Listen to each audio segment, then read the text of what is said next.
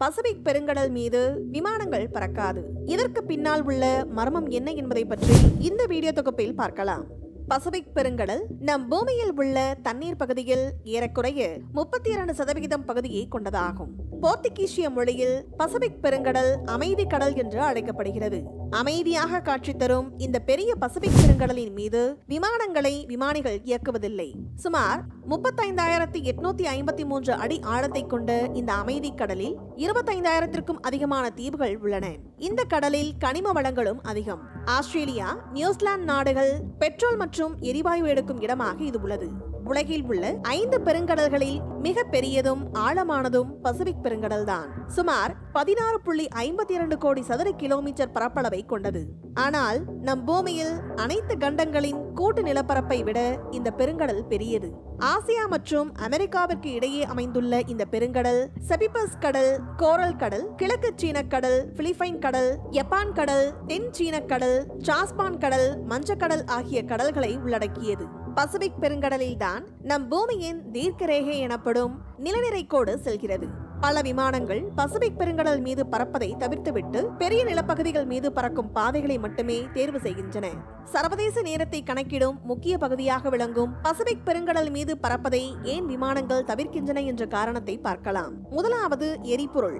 Pacific பெருங்கடலின் பரந்த நீர்ப்பரப்பை கடக்க அதிகமான எரிபொருள் தேவைப்படும். விமானங்களுக்கு தேவையான எரிபொருளை நிரப்புவதற்காக பயணத்தின் இடையில் இருக்கும் நாடுகளில் தரையிறக்கப்படும். ஆனால் பசிபிக் பெருங்கடலில் விமான நிலையங்கள் இருக்கும் அளவிற்கு தீவுகள் கிடையாது. இதனால் அதிக விமான நிலையங்கள் இருக்கும் தரைப்பகுதியில் இருக்கும் வளைந்து நிலைந்து செல்லும் பாதைகளை தேர்வு செய்து விமானிகள் விமானத்தை இயக்குவார்கள். இரண்டாவது, நம் பூமியின் அமைப்பு. பசிபிக் பெருங்கடலை நேராக கடப்பது குறுகிய தூரம் என்று தோன்றலாம். ஆனால் நம் பூமியின் அமைப்பு உருண்டையாக இருப்பதால் 2 புள்ளிகளுக்கு இடையிலான தூரத்தை கடப்பது குறுகிய தூரம் கிடையாது. இதனால்தான் பெரும்பாலான வணிக விமானங்கள் வளைந்த பாதைகளை தேர்ந்தெடுக்கின்றன. பெயருக்குத்தான் அமைதி கடல், ஆனால் இது ஆபத்து அதிகம் நிறைந்த பகுதியாகும். அடுத்ததாக வானிலை. பசிபிக் பெருங்கடல் பகுதியில் நிலவும் வானிலையை கணிக்க முடியாது. காற்று, புயல், கடல் கொந்தளிப்பு என்று ஏதாவது ஒன்று திடீரென ஏற்படும். இப்படிப்பட்ட கடல் பரப்பின் மீது நீண்ட தூர விமான பயணத்தை மேற்கொள்வது மிகவும் ஆபத்தாகும். அவசரத்திற்கு தரையிறங்க கூட வாய்ப்பில்லை என்பதால் ஆபத்துகளை தவிர்க்க பசிபிக் பெருங்கடல் பாதையை விமானங்கள் தவிர்க்கின்றன.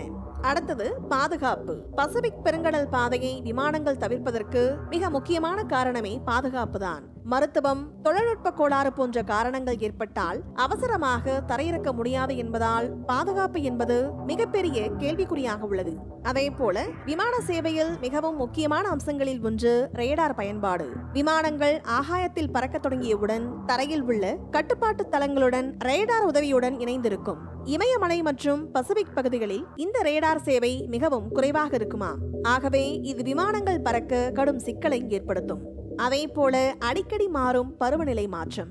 விமான போக்குவரத்திற்கு சீரான பருவநிலை சூழல் இருப்பது அவசியமாகும். இதன் காரணமாகத்தான் விமானங்கள் அனைத்தும் ட்ரோபோஸ்பியர் என்ற அடிவளி மண்டலத்திற்கு மேலே பயணம் செய்யும். ஏனென்றால் பூமியில் நிகழும் அனைத்து பருவநிலை மாற்றங்களும் அடிவளி மண்டலத்திற்கு கீழே நடைபெறுமாம். இமயமலை மற்றும் பசிபிக் பெருங்கடலுக்கு மேலே பருவநிலை சூழல் விமானம் பறப்பதற்கு ஏற்புடையதாக இல்லை.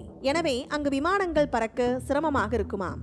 இந்த காரணங்களால் தான் பசிபிக் பெருங்கடல் பகுதியின் மீது விமானங்கள் பறப்பதில்லை.